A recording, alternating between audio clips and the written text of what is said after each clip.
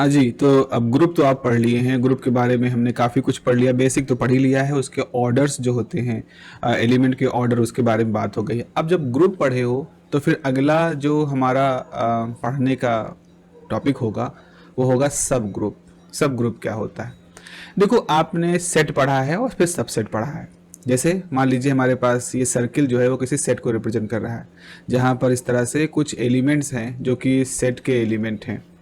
फिर आपने कहा कि हमारे पास क्या है, इस सेट के अंदर एक छोटा सा और सेट है जिसके अंदर भी अपने एलिमेंट हैं, और जो इसके सबसेट के जो रेड कलर का हमने बनाया है, ये चूंकि सेट का हिस्सा है और अपने आप में मान लो सेट की सारी प्रॉपर्टी शो कर रहा है, तो इस वाले को हम सब सेट कहेंगे, एक सब वर्ड जोड़ देंगे। तो पहले वाला बड़ा वाला सेट था, तो ये जो सेट था तो ये उसका सब सेट है, इसे मतलब उसकी का एक हिस्सा है, उसके अंदर एग्जिस्ट करता है। अब होता क्या है, जो हमारे पास सेट होते हैं, जैसे एक सेट होता है, अब सेट के ऊपर फिर हम क्या करते हैं, ग्रुप थ्योरी जो पढ़ने शुरू की तो हम सेट के साथ एक कंपोजिशन डिफाइन करते हैं और फिर कंपोजिशन के साथ कुछ प्रॉपर्टी डिफाइन कर देते हैं।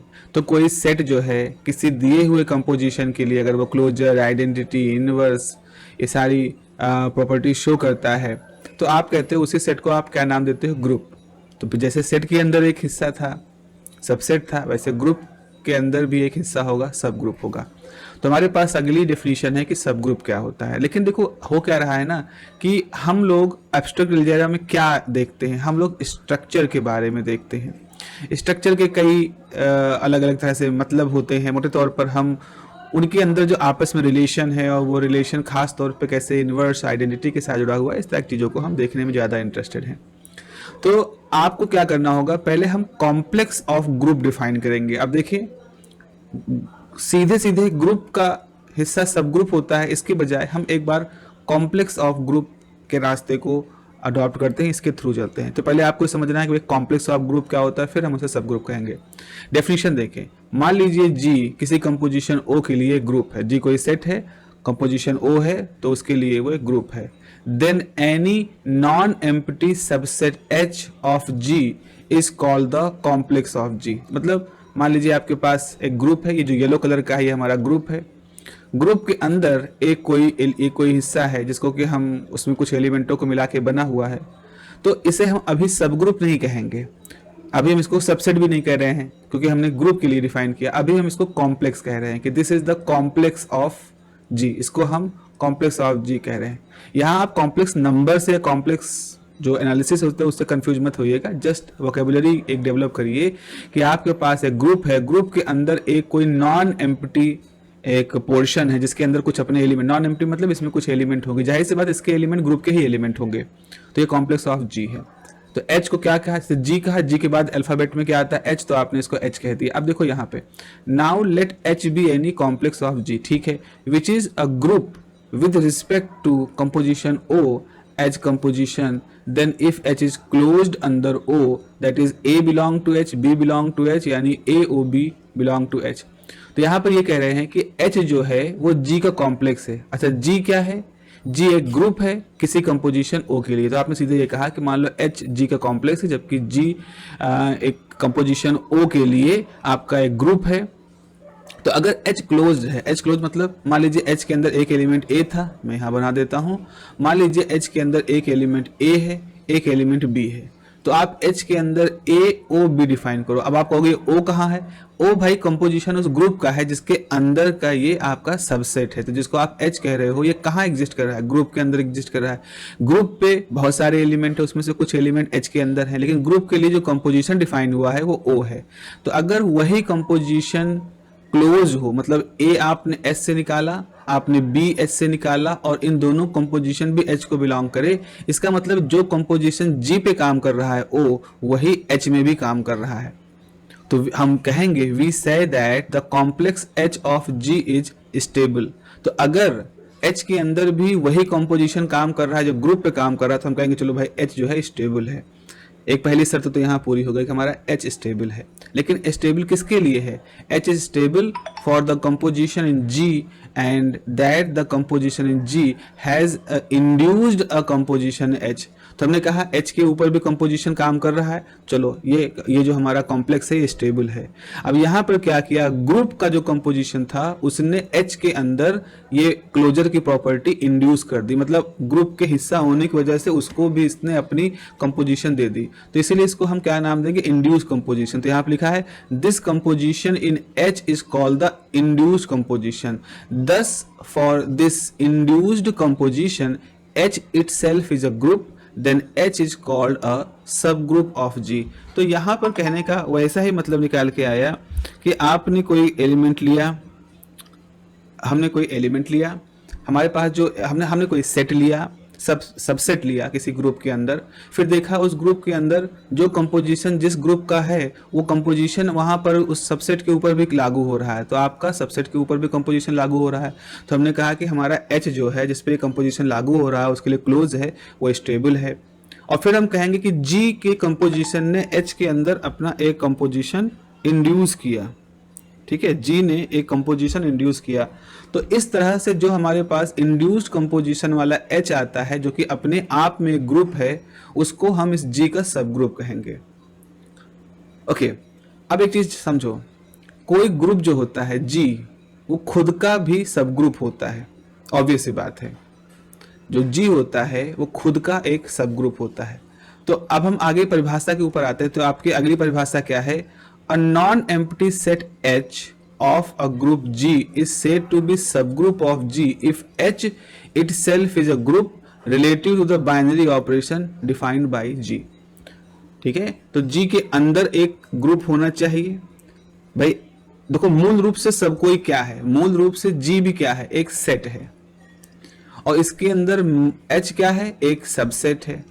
अब जो G है उसके ऊपर एक कंपोजिशन डिफाइन हुआ है, उस कंपोजिशन के साथ उस पर closure, associative, identity, inverse property satisfy हो रही है।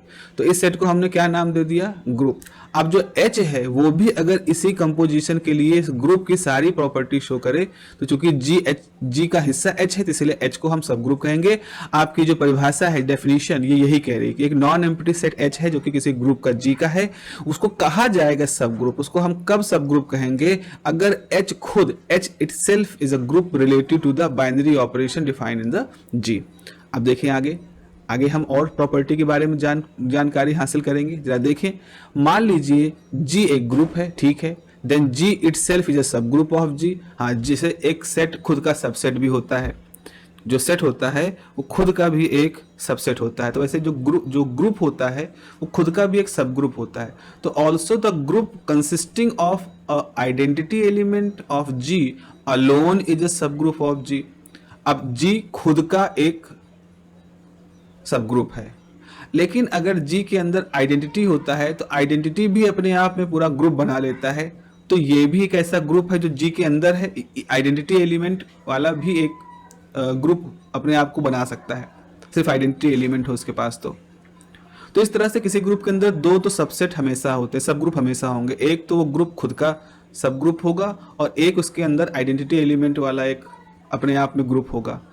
इन दोनों को हम ट्राइवल सब ग्रुप कहते हैं, या मतलब इम्प्रॉपर कहते हैं इसको। तो मतलब ये होंगे ही होंगे, इसमें कोई नई बात नहीं है। तो ऐसे हैं कि ये तो सब ग्रुप होंगे ही, इसीलिए इसको नॉन प्रॉपर कहते हैं। मतलब ये तो ऑब्वियस सी बात है, जैसे कोई कह दे कि भाई आप बचपन में छोटे थे, नॉन प्रॉपर। कोई कहे आप बचपन में छोटे थे, मैं कहूँ मैं भविष्य देखता हूँ, मैं भविष्य जानता हूँ, मैं ज्योतिष हूँ बहुत बड़ा। मैं ज्योतिष वर्ड को नाम नहीं यूज करना चाहूँगा, बहुत ही सेक्रेट, बहुत ही पवित्र वो ब्रांच है। फिलहाल मान लो मैं कोई बहरूपिया हूँ और मैंने कहा कि मैं आपको भविष्य देख सकता हूँ। आपने कहा ठीक है बताइए। तो मैंने कहा आप बचपन में छोटे थे, जब आप 1 साल के थे तो आप 7 किलो के थे, या सॉरी आप कुछ 12, 15, 16 किलो के थे। तो ये तो बहुत ही ऑब्वियस सी बात है भाई, इसमें कौन सी नई बात है। कुछ ऐसी बात बताओ जो कि सामान्य रूप से नहीं होती और मेरे साथ हुई, तो मैं मानूँ कि आप मेरा भूतकाल देख पा रहे हैं तो भविष्य भी देख पाएंगे। तो वो बहुत ही प्रॉपर आंसर नहीं होता है। तो इसी तरह से कोई ग्रुप खुद का सब ग्रुप है, ठीक है, तो इसमें कौन सी बड़ी बात है। और फिर दूसरी बात हमने कही कि उसमें अगर आइडेंटिटी वाला ग्रुप है तो वो भी उसका सब ग्रुप होगा, ये भी बहुत ही ऑब्वियस सी बात है। तो ये दोनों तरह के जो बातें होती हैं उनको हम इम्प्रॉपर सब ग्रुप कहते हैं। लेकिन उसके अलावा कोई और सब ग्रुप है, इन दो सब ग्रुप के अलावा कोई और सब ग्रुप होता है तो उसको नाम दिया जाता है प्रॉपर सब ग्रुप। तो ये कुछ अलग होते हैं। प्रॉपर सब ग्रुप का मतलब है कुछ अलग तरह के ग्रुप हैं जिनकी आप बात कर रहे हैं, जिनके बारे में आप बताना चाह रहे हैं। ठीक है, प्रॉपर सब ग्रुप अलग तरह के होते हैं।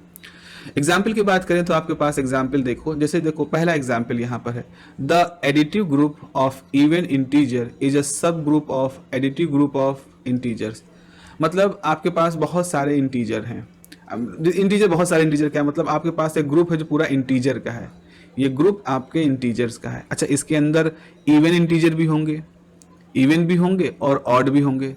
तो अगर ये पूरा इंटीजर जिसके अंदर इवन ऑड होंगे, आपने खाली उसमें से इवन को छांट करके एक अलग से डिब्बे में रख दिया, तो ये जो आपने इंटीजर ग्रुप के अंदर इवन इंटीजर का जो सब ग्रुप बनाया है, ये सब ग्रुप भी अपने आप में ग्रुप की सारी प्रॉपर्टी सेटिस्फाई करेगा। अगर हम एडिशन डिफाइन करें तो यहाँ लिखा है एडिटिव ग्रुप, तो अगर एडिशन डिफाइन करें तो एडिशन के लिए ये जो इवन इंटीजर का सब ग्रुप बना है, इस इंटीजर के ग्रुप के अंदर वो क्लोजर प्रॉपर्टी भी शो करेगा, वो इनवर्स प्रॉपर्टी भी शो करेगा, आइडेंटिटी भी शो करेगा, एसोसिएटिव भी शो करेगा। तो ये सारी प्रॉपर्टी वहाँ पर शो होंगे। कम्यूटेटिव भी होगा, तबिलियन भी हो जाएगा। तो इसीलिए additive group of even integer जो होता है वो एक सब ग्रुप होता है additive group of all integers का। अच्छा, इस तरह का हमने पहले भी देखा है, अपने जब ग्रुप पढ़ रहे थे कि मान लीजिए 4 एलिमेंट का एक ग्रुप है तो ये ग्रुप बनाएगा। अगर हम इसमें से खाली ये 2 एलिमेंट ले लें और मल्टीप्लिकेटिव ऑपरेशन डालें तो आप देखोगे -1 मल्टीप्लाइड बाई -1 इज अनदर -1 जो कि इसी का एक एलिमेंट है। तो ये कौन सी प्रॉपर्टी शो कर रहा है? ये प्रॉपर्टी शो कर रहे हैं क्लोजर प्रॉपर्टी। तो कुल मिला के ये होगा कि closure, associative, closure, identity, inverse, commutative, ये सब कुछ यहाँ पर मल्टीप्लिकेशन के लिए फॉलो करेंगे। तो आपका जो मेन ग्रुप है जिसमें 4 एलिमेंट है, -1 1 -i, उसका -1 1 एक मल्टीप्लिकेटिव सब ग्रुप है। यहाँ मल्टीप्लिकेटिव क्यों वर्ड कह रहे हैं? क्योंकि हम इसमें मल्टीप्लिकेशन के ऑपरेशन को भी डिफाइन कर रहे हैं। ऐसे ही अगर आपके पास एक सेट है 1 2 3 4 5 6 7 फॉर मॉडुलो 7 के लिए, तो इसमें से आप देखो 1 6 यानी कि आपने एक एलिमेंट 1 ले लिया, 6 ले लिया, आपने ऐसे ही 1 2 और 4 ले लिया। इनको अगर हम मॉडुलो 7 के लिए डिफाइन करें तो हम पाएंगे कि ये भी अपने आप में पूरा ग्रुप बनाते हैं। तो ये भी एक सब ग्रुप है। तो आपके पास जो ये H1 है, आपके पास जो H2 है, ये दोनों ही G के सब ग्रुप हो गए हैं फॉर मल्टीप्लिकेशन मॉडुलो 7। तो इस तरह से आप देख सकते हैं, आपको जो नोट्स अवेलेबल हैं उसमें आप देख सकते हैं कि ये और भी एग्जाम्पल है। हमारा जो मूल इंटरेस्ट है जिसके लिए मैं जोड़ दूंगा आपके ऊपर तैयारी करने के लिए, वो है इन थ्योरम्स की बात होती है। जो थ्योरम्स हमने यहाँ पर हैं जो कि तमाम तरह से सब ग्रुप कैसे डिफाइन किया जाएगा, सब ग्रुप की और क्या क्या खासियतें होती हैं उनको डिफाइन करता है। जैसे कि एक थ्योरम है, द आइडेंटिटी ऑफ सब group is the same as the of group. तो समझो जरा इस बात को, आपको मैं फिर से यहाँ पर बता दूं, एक बार फिर से जल्दी से दोहरा देते हैं। मान लें हमारे पास एक ग्रुप है, ठीक है भाई, आपने कहा कि आपके पास एक ग्रुप, तो मान लें हमारे पास ये एक ग्रुप है। अब इस ग्रुप के अंदर एलिमेंट A है, B है, C है, D है, E है, D है। अब ये जो E है ये इनका आइडेंटिटी एलिमेंट है। ठीक है भाई, आपने कहा कि इस ग्रुप के अंदर हमने एक सब ग्रुप बनाया। अब उस सब ग्रुप ने कुछ एलिमेंटों को अपने अंदर शामिल कर लिया। फिर हम कह रहे हैं सब ग्रुप जो है वो क्या होगा, वो ग्रुप का एक हिस्सा होगा, लेकिन वो भी अपने आप में ग्रुप की सारी प्रॉपर्टी शो कर रहा होगा। तो उसमें उतने एलिमेंट नहीं होंगे जितने सारे ग्रुप में होते हैं, लेकिन जितने भी एलिमेंट होंगे उनको मिला करके वो ग्रुप बन जाएगा। तो अब ये कह रहे हैं कि अगर जो ओरिजिनल ग्रुप था उसका आइडेंटिटी एलिमेंट जो है वही आइडेंटिटी एलिमेंट इस ग्रुप का भी होगा। मतलब आइडेंटिटी एलिमेंट दोनों का अलग नहीं होगा। इन जो सब ग्रुप बना है उसका आइडेंटिटी एलिमेंट और जो मेन ग्रुप है उसका आइडेंटिटी एलिमेंट सेम होगा। तो वही चीज आपको यहाँ पे प्रूफ करनी है, द आइडेंटिटी एलिमेंट ऑफ सब group is the same as that of group. वो इंपॉर्टेंट क्वेश्चन है, देखो लखनऊ यूनिवर्सिटी में 2014 में पूछा गया है, अच्छा क्वेश्चन है। शुरुआत कैसे करेंगे? शुरुआत करने के लिए हमने कहा मान लीजिए, जैसे हम लोग हमेशा इनवर्स प्रूविंग कहते हैं, आई थिंक अरस्तु की ये थी कि जो चीज़ प्रूफ करनी है उसका उल्टा मान लो। आपको प्रूफ करना है ईश्वर है तो आप मान लो ईश्वर नहीं है और फिर अपने तर्क लगाओ, फिर तर्कों के रिजल्ट को देखो। अगर रिजल्ट सामान्य जीवन के रोज़मर्रा के व्यवहार से बिल्कुल सही साबित लग रहे हैं तो इसका मतलब आपने जो माना था सही थे, यानी ईश्वर नहीं है, आपने प्रूफ कर दिया। लेकिन अगर आपने ये मान के चले कि ईश्वर नहीं है और आपने जो लॉजिक लगा करके जो फाइनल रिजल्ट निकाला वो आपके सामान्य तर्क शक्ति से परे, इसका मतलब आपने जो माना था वो गलत है। तो अगर ईश्वर नहीं है, ये मानना गलत है, तो इसका मतलब दूसरा बात सही है कि ईश्वर है। इस तरह से अरस्तु अपने समय में थियोलॉजिकली, धर्मशास्त्र में, न्याय शास्त्र में, इस तमाम तरह के विषयों पर वो इसी तरह के लॉजिक के थ्रू अपने लोगों से बहस करते थे, डिस्कशन करते थे। तो मान लें लेट एच बी अ सब ग्रुप, ठीक है, एच एक सब ग्रुप है किसी जी का, और मान लें उसके अंदर ई और ई डैश ये दो आइडेंटिटी एलिमेंट है। क्योंकि हमको ये प्रूफ करना है कि एक ही आइडेंटिटी एलिमेंट होता है, इसीलिए हम मान के चलेंगे कि दो आइडेंटिटी एलिमेंट, मतलब एक से ज़्यादा एलिमेंट हैं। तो अब हमने क्या किया, let E and B the identities H and G respective. हमने क्या कहा, एक ग्रुप हमारा एच है, उसकी आइडेंटिटी ई है, एक ग्रुप जी है, उसकी आइडेंटिटी ई डैश है। तो आप कह रहे हो कि दो तरह की आइडेंटिटी है, एक ही तरह के प्रूफ करनी ना, हमने दो तरह की मान ली। अब हमको क्या शो करना है, हमको ये शो करना है कि ये जो दो तरह की आइडेंटिटी मानी है ये कभी भी दो नहीं हो सकती, ये हमेशा एक ही होंगे, इसको हमें प्रूफ करना है। तो कैसे प्रूफ करोगे, मान लो कोई एलिमेंट है एच का, ठीक है, तो अगर हम इसमें राइट आइडेंटिटी वाला लगाएं तो आइडेंटिटी के लेफ्ट में ए है तो ए के बराबर होगा। ये कौन से एलिमेंट के राइट में ई है तो इसको राइट आइडेंटिटी कहेंगे। तो E is the identity in H. तो मान लो ए एच को बिलोंग कर रहा है, आपने कहा ए बिलोंग कर रहा है एच को, और आपने इससे पहले कहा कि ई बिलोंग कर रहा है एच को। तो ए ई जो होगा क्लोजर प्रॉपर्टी की सहायता से आप ए लिखोगे, वैसे भी आइडेंटिटी एलिमेंट्स जो भी एलिमेंट मल्टीप्लाई होता है वो एलिमेंट आ जाता है। तो आपने क्या प्रूफ किया, क्योंकि ए बिलोंग कर रहा है एच को, तो अब यहां पर हम कहेंगे कि ए बिलोंग कर रहा होगा जी को, ठीक है, ए बिलोंग कर रहा है एच को, इसका मतलब ए बिलोंग करेगा जी को। क्यों भाई, क्योंकि जी जो है, ये जो आपका जी है, ये जी क्या है, जी के अंदर एक एलिमेंट ए है, और आपने कहा वो जो एलिमेंट ए है वो एच को बिलोंग कर रहा है। तो अगर वो एच को बिलोंग करे तो जी को भी तो बिलोंग करेगा, क्योंकि जी के अंदर एच है। तो आपने कहा a belong to H, a belong to G, क्योंकि एच जो है वो जी का सबसेट है। फिर क्या हुआ, अब अगर आप देखो कि जी के लिए आपने आइडेंटिटी क्या माना है, ई डैश, आपने कहा ग्रुप की आइडेंटिटी ई डैश है। तो चूंकि ए का जी है, ए बिलोंग कर रहा है जी को, तो आपने उसकी आइडेंटिटी के साथ रखा, आपने ए लिया, उसको ग्रुप की आइडेंटिटी से मल्टीप्लाई किया तो आपका ए आ जाएगा, तो आपने यहाँ पे लिखा। तो इसका मतलब है कि ए टाइम ई भी ए है, देखो यहाँ पर इस वाले लॉजिक से ए टाइम ई भी ए है, और ए ई डैश टाइम ए भी ए ही है, ये देखो ये वाला है। तो अगर आप ए ई और ए ई डैश लिखोगे तो लेफ्ट कैंसिलेशन लॉ यहाँ पर काम करेगा। लेफ्ट कैंसिलेशन लॉ से आप ये देख सकते हो कि आपका ए कैंसिल हो गया, यानी ई ई डैश लिया है। तो अगर आपने ये माना कि नहीं हमारे पास सब ग्रुप का आइडेंटिटी एलिमेंट कोई और है और ग्रुप का आइडेंटिटी एलिमेंट कुछ और है, तो ये आखिर में आपको यही देगा कि नहीं, ऐसा आप नहीं मान सकते, ऐसा नहीं होता है, ये बात सही नहीं है, ठीक है। थ्योरम नंबर 2 देखें, थ्योरम नंबर 2 के बारे में देखें, the inverse of any element of सब group is the same as the inverse of the same regarded as element of group. तो अगर हम सब ग्रुप का जो एलिमेंट होंगे वही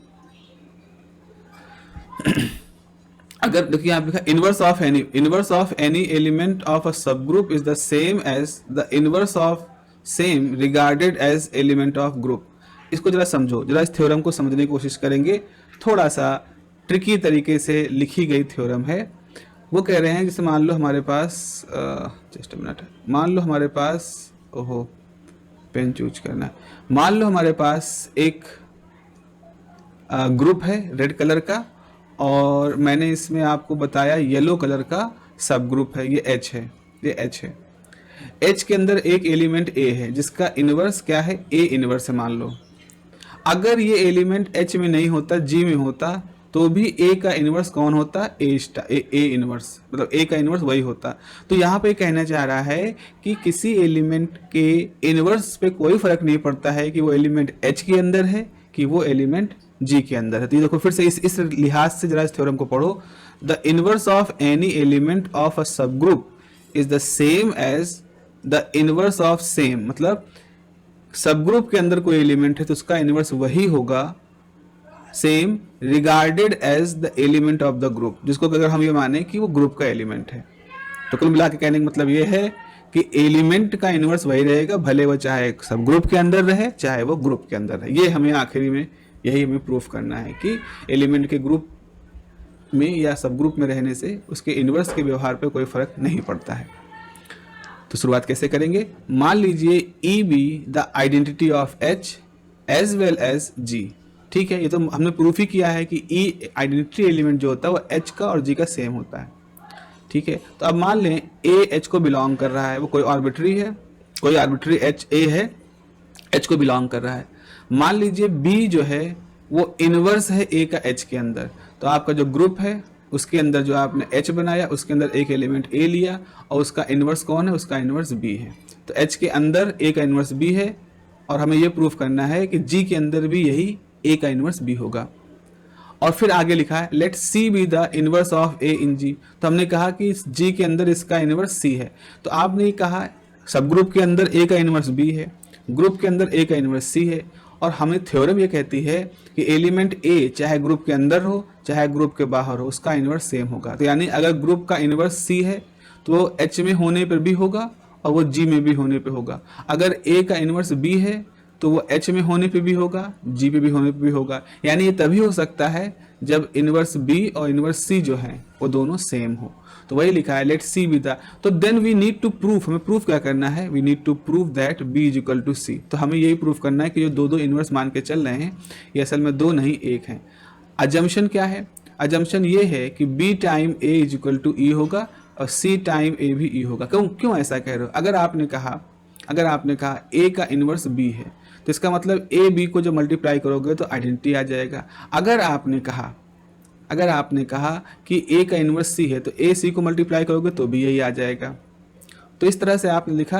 अब चाहे इसमें हम ऐसे लिखें बी टाइम ए भी ई आएगा, सी टाइम ए भी ई आएगा। तो आपने वही लिखा बी टाइम ए भी ई है, सी टाइम ए भी ई है। तो ऐसा का मतलब है दोनों में से, अब दोनों का आइडेंटिटी है हटा दो, यानी कि बी ए और सी ए बराबर है। राइट कैंसिलेशन रूल से बी और सी आपका बराबर दिख रहा है। ठीक है, ये हमारे पास हो गए हैं। तो यहाँ पर हमने दो महत्वपूर्ण थ्योरम यहाँ पर आपके सामने कवर कर ली है। चलिए अगला जो थ्योरम है दैट इज थ्योरम नंबर 3। वो थ्योरम ये कहती है कि एक सबसेट H जो है जो किसी ग्रुप G का है वो सब ग्रुप कहलाएगा इफ आई डबल एफ, मतलब कंडीशन के साथ क्या होने वाली है कि अगर ए बी एच को बिलोंग कर रही है तो ए बी भी एच को बिलोंग करना चाहिए। अगर ए बिलोंग कर रहा है एच को तो ए इनवर्स भी बिलोंग करेगा एच को, where a inverse is the inverse of a in G. तो आपके पास यहाँ से ये एक तरह से ऑफिशियल परिभाषा है हमारे सब ग्रुप की। थ्योरम नंबर 3 एक परिभाषा है कि कोई सबसेट H जो किसी ग्रुप का सबसेट है वो ग्रुप का सब ग्रुप कहलाएगा अगर आपके दो एलिमेंट ए और बी जो H को बिलोंग करते हैं, अगर वो दोनों एलिमेंट H को बिलोंग करते हैं तो इसका मतलब उन दोनों का जो प्रोडक्ट होगा वो भी H को बिलोंग करेगा। दूसरी कंडीशन क्या है कि अगर कोई एलिमेंट A है H को बिलोंग कर रही है तो इसका मतलब वो ये इंप्लाई कर रही है कि A इनवर्स भी H को बिलोंग करेगा। जहां अब A इनवर्स क्या है? A इनवर्स केवल ग्रुप के सब ग्रुप के अंदर एलिमेंट का इनवर्स नहीं है, वो सब ग्रुप के बाहर भी जो अगर कोई एलिमेंट है तो उसका भी इनवर्स वही ए इनवर्स ही होगा। तो यही लिखा a inverse is the inverse of a in G पूरे ग्रुप में। अब इस चीज को हमको प्रूफ करना है और ये हम लोग प्रूफ करेंगे आगे वाले समय में।